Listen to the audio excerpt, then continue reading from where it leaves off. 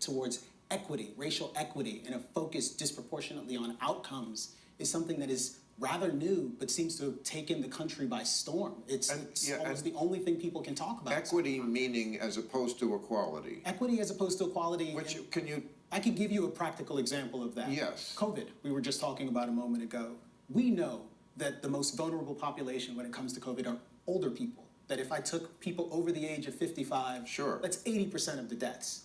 There have been actual conversations about prioritizing people on the basis of their race, because COVID is said to disproportionately impact Black people relative to white people.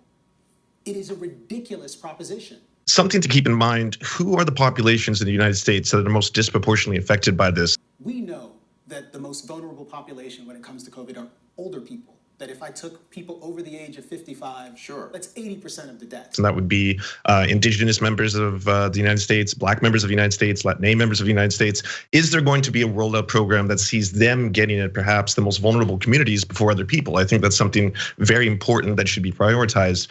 We know that the most vulnerable population when it comes to COVID are older people. That if I took people over the age of 55, sure, that's 80% of the deaths. But it's a proposition that's found its way into the mouths of governors here in California, the pages of the New York Times. We're actively talking about this kind of ridiculous, because we actually know when we look at the global impact of COVID in the United States, again, 80% of the people who are dying are older, around 18% of the people who are dying are Black.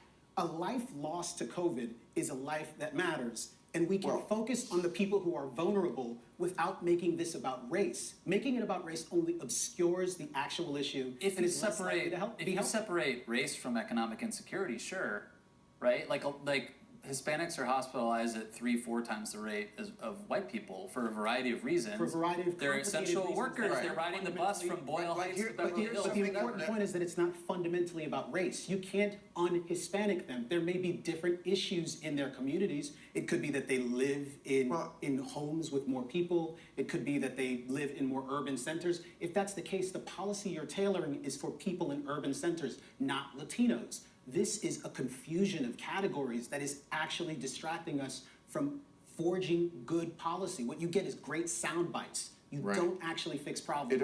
It makes people, there's this.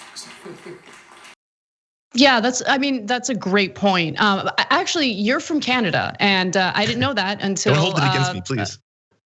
Our supervising producer, Brett, texted me that information.